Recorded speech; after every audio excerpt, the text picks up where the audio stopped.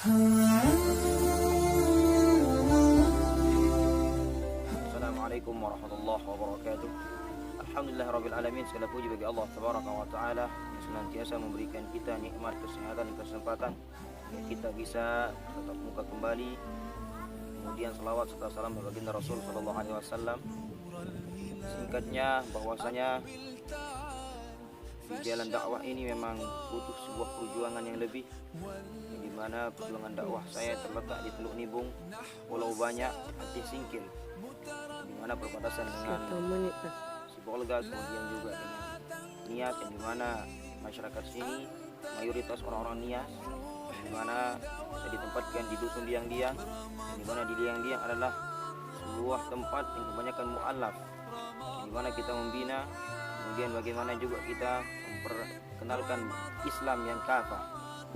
Adapun program dakwah dari pedalaman ini, yang dimana Bismillahirrahmanirrahim. Assalamualaikum warahmatullahi wabarakatuh. Ustaz. Waalaikumsalam. Bagaimana kabar Ustaz? Sehat selalu kan? Alhamdulillah, ya khair alhamdulillah. Insyaallah Ustaz. Untuk teman-teman sekalian dimanapun Anda berada, alhamdulillah kita telah dibersamai dengan Ustaz Sarafuddin yang saat ini berada di pedalaman Aceh ya Ustaz ya. Ya, bilang mungkin kita kali ini sesuai dengan tema yang kita angkat kali ini, Ustaz.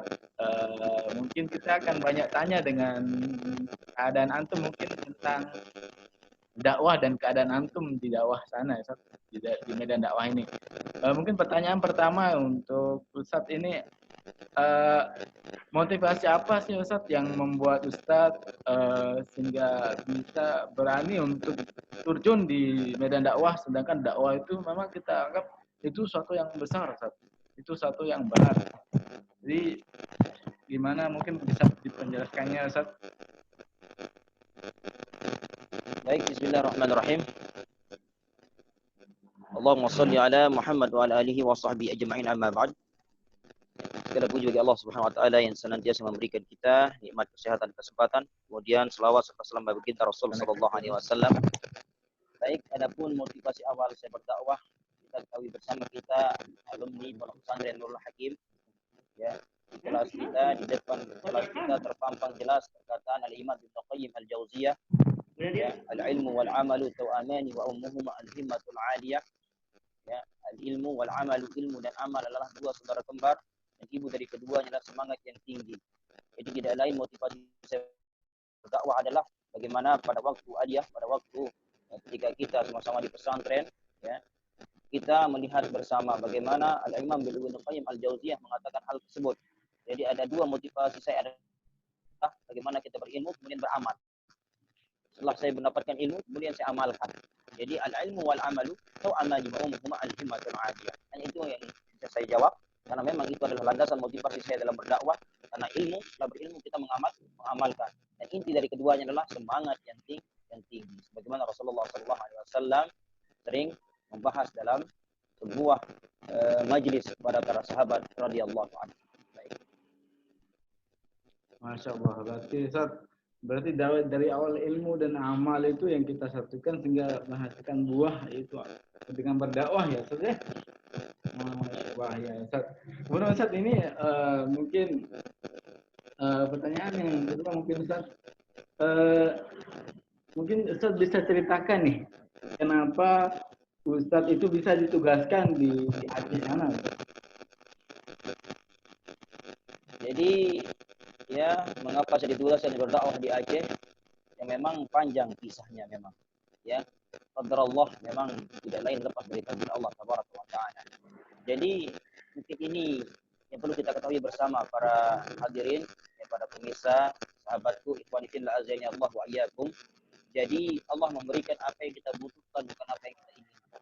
Terkadang kita menginginkan sebuah tempat yang begitu kota, yang begitu lengkap fasilitas, tetapi Allah tabaraka wa taala, ya, menginginkan kita atau membutuhkan suatu, ya, perjalanan yang membuat kita lebih dewasa, ya, kita butuh dengan perjalanan yang membuat kita lebih bertakwa kepada Allah Subhanahu wa taala.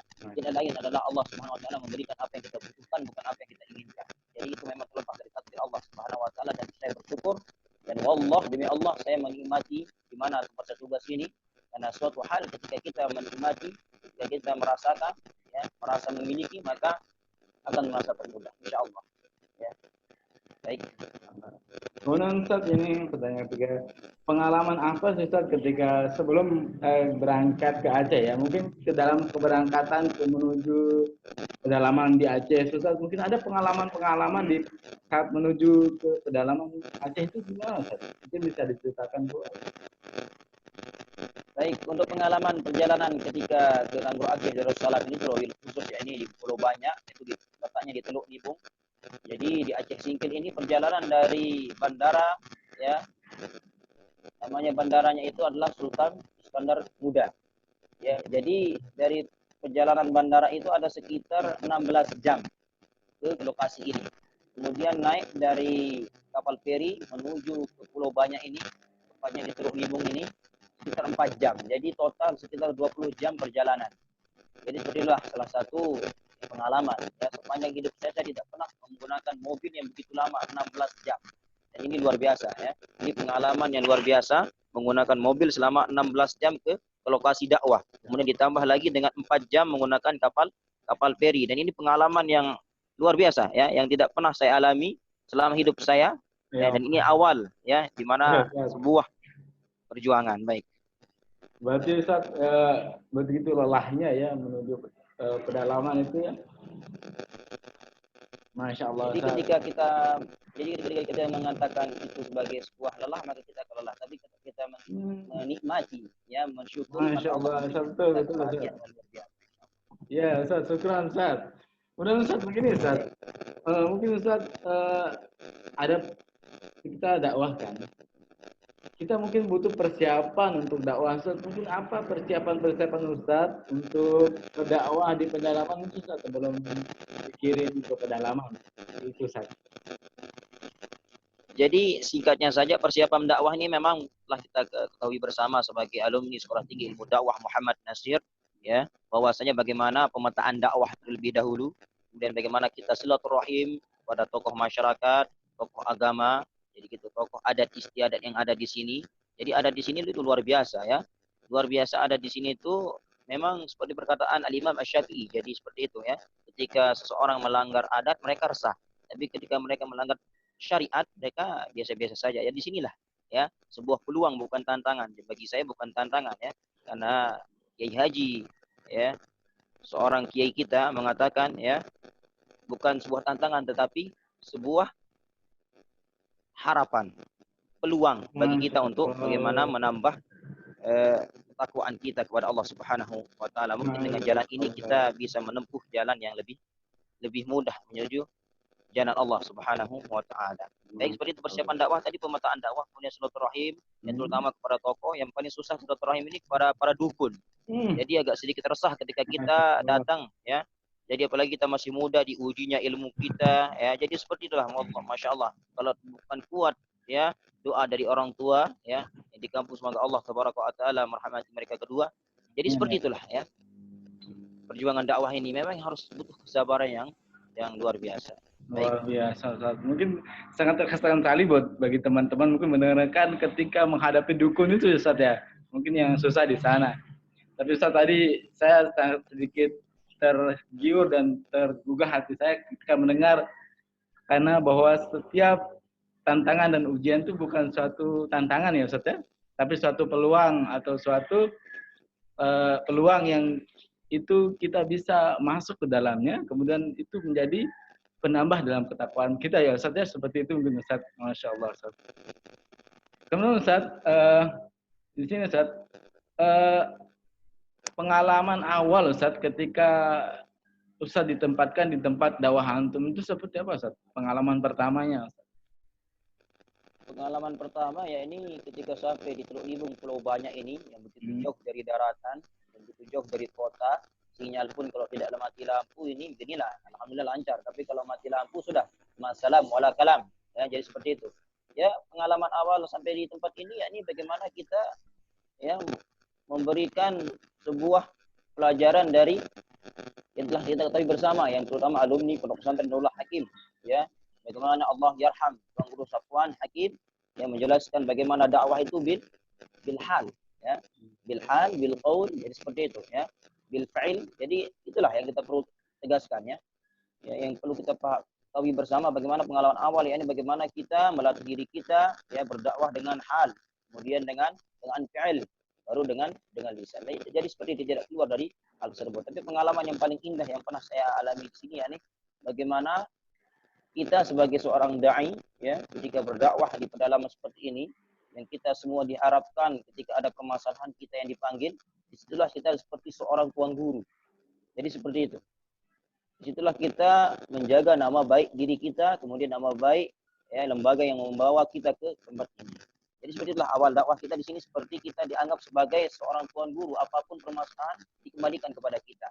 Sampai kita dalam sebuah pengalaman itu, ketika kita ingin meminang perempuan saja itu gampang katanya. Jadi seperti itu. Tapi semboyan Aceh tetap berlaku.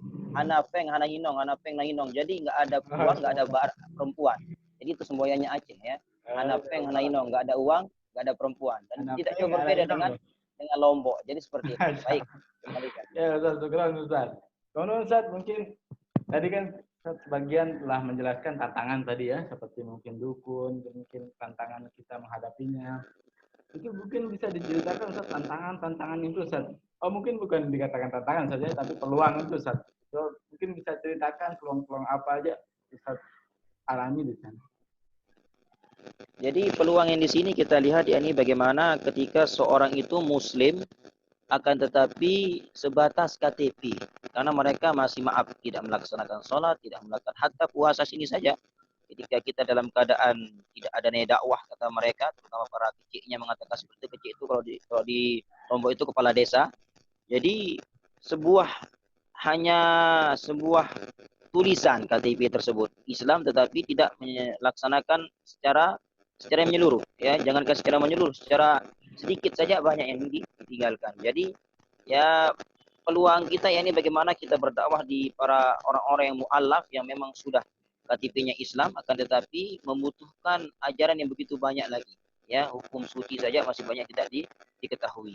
Ya, kemudian, ya, peluang kita juga di sini bagaimana kepada para ngedar apa itu, ya, kita tahu bersama bagaimana Aceh ini ganjanya luar biasa gitu kan, dicampur dengan mie juga bisa, campur dengan rokok pun bisa. Jadi seperti itu, ya, apalagi yang hobi-hobi mie ini, ya, yang hobi-hobi mie instan, ya, terutama saudara kita Abdul Muzil Furqan yang hobi mie. Jadi begitulah bagaimana ganja ini dicampur, kemudian saya dengar begitu nikmat.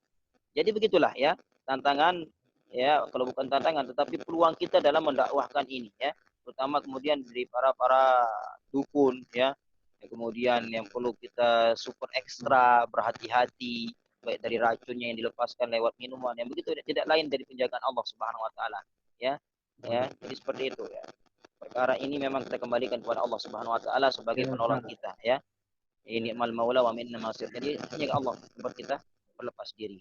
Dan tidak lain karena berkat doa orang tua saya di rumah, semoga Allah Subhanahu wa taala memberikan mereka umur panjang dan semoga Allah memberikan mereka berkahan dalam hidup. Baik, saya kembalikan. Sekarang Ustaz. Ustaz, mungkin cara mengatasi, Ustaz. Kita lebih cara mengatasi, Ustaz, mungkin metode dakwah Ustaz ketika masuk ke Aceh. Mungkin setiap daerah mungkin Ustaz kita memiliki metode dakwah berbeda-beda, ya Ustaz, ya. Mungkin metode dakwah cara mengatasi kemaksiatan atau kebingungan masyarakat di sana bagaimana, Ustaz? Jadi kita ketahui bersama, ya, ud'u ila sabili rabbika bil hikmah, ya, wal mau'izatil hasanah. Ya, yang terakhir adalah wajadilhum billati hiya ahsan. Jadi seperti itu. Ya, kita dengan hikmah, ya, dan mau'izah hasanah. Baru yang terakhir adalah wajadilhum billati hiya ahsan. Tapi kita cukup dengan hikmah saja dulu, karena kalau wajadilhum billati hiya ahsan ini sungguh luar biasa ketika mereka tidak bisa menerima. Ketika mereka tidak bisa menerima, ya, maka mereka merasa tersinggung, maka maaf, ya, masalah ilmu hitam dari jarak jauh seperti santet yang kita kenal itu sangat mudah kita diperkenakan lah istilahnya, berbahasanya diperdayakan, ya. Mungkin cukup dengan hikmah wal mau'izatil hasanah. Mungkin wajadilhum billati hasanah nanti ketika kita menemukan, ya, para orang-orang yang memang mengetahui agama tetapi menyimpang. Baik. kembali. Masya Allah, Ustaz. Mungkin Ustaz, banyak teman-teman yang penasaran dengan keadaan di sana, Ustaz. Oh ya, Ustaz. Mungkin Ustaz, yang pertanyaan yang terakhir, Ustaz. Ya. Mungkin Ustaz memiliki pesan atau curahan hati gitu, Ustaz, untuk teman-teman dai atau daiyah yang berada di tempat dakwah masing-masing, kemudian para masyarakat yang belum peka dengan dakwah ini, Ustaz, bagaimana? Mungkin ada pesan dari Ustaz. Baik, untuk pesan-pesan ini baik untuk para dai dan umat muslim di mana anjuran untuk berdakwah, memang berdakwah ini memang kewajiban kita individu, bukan secara kelompok ya. Jadi individu sebenarnya. Ya. Karena Nabi mengatakan ya, jika kita melihat kemungkaran, ubahlah dengan jadi sendiri. Kita tahu bersama ya bagaimana kita mengubah dengan tangan kita, dan kita mempunyai kekuasaan, yang kemudian dengan lisan kita, kemudian yang terakhir adalah dengan hati. Itulah lemah-lemahnya iman. Jadi seperti itu ya. Masalah pesan-pesan ini terutama saya pribadi saya sendiri, karena saya sangat malu ya menyampaikan sebuah nasihat atau pesan untuk para dai yang mungkin lebih senior daripada saya, atau mungkin kaum muslimin muslimat yang sedang berdakwah yang memang Allah berikan keutamaan dari pribadi dai ini. Jadi seperti itu ya. Tidak lain secara orang yang lemah, yang dhaif, yang fakir terhadap Rabbnya. Saya hanya bisa menyampaikan bagaimana ya sebuah pesan seorang yang sangat alim yang ketika itu sudah meninggal dunia, dan semoga Allah Subhanahu wa taala melapangkan kuburnya, bahwasanya pesan saya adalah yang perlu kita catat bersama ya, bila perlu dicatat dalam diari harian kita ya, umur dakwah ini lebih panjang daripada umur kita. Jadi singkat, padat dan jelas. Umur dakwah ini lebih panjang daripada umur kita. Yang dimana kita akan selalu beristafet, selalu akan mengalirkan ya generasi-generasi berikutnya untuk melanjutkan ya dakwah ini, profesi para nabi ini. Memang dakwah ini, sebutan dai ini mungkin terlalu remeh didengar oleh orang-orang yang di NTB, terutama khusus di Lombok, tetapi di Jakarta ya dai itu adalah sebuah sebutan yang luar biasa yang berani terjun ke pedalaman. Dan itu sangat luar biasa dan saya bersyukur. Itulah pesan-pesan saya, jangan pernah mundur dalam dakwah ini. Dan tantangan akan pasti ada, cobaan akan pasti ada, tapi jadikan tantangan sebagai peluang kita dalam mendekatkan diri kepada Allah Subhanahu wa taala. Baik. Syukran, jazakallahu khairan katsiran Ustaz atas paparannya yang sangat Masya Allah, Ustaz, yang bisa menginspirasi kita di dalam dakwah ini, Ustaz. Semoga kita pula ikut terjun dalam dakwah. Namun ketika kita tidak memiliki ilmu, maka materi, Ustaz, kita bisa bantu dalam dakwah ini. Untuk teman-teman sekalian dimanapun berada, jangan lupa terus pantau kami di KPMH. Mungkin kali ini kita akan sudahi pertemuan kita dalam acara diskusi bersama Ustaz Sarafuddin Dai Pedalaman tentang cerita-ceritanya di pedalaman. Sangat luar biasa dari kata-kata Ustaz, yang dimana tantangan bukanlah tantangan, tapi tantangan merupakan peluang agar kita menambah ketakwaan kepada Allah Subhanahu wa taala. Dan pastinya dakwah itu lebih panjang umurnya dari umur kita, seperti itu Ustaz ya. Barakallahu Ustaz, untuk teman-teman sekalian dimanapun Anda berada, mungkin ini sampai sini acara kita. Kita tutup dengan doa kafaratul majelis. Subhanallahumma wa bihamdika, asyhadu an la ilaha illa anta, astaghfiruka wa atubu ilaik. Syukran, jazakallahu Ustaz. Mohon salam sama kawan-kawan atau masyarakat atau saudara-saudara kita yang muslim atau mu'alaf di sana.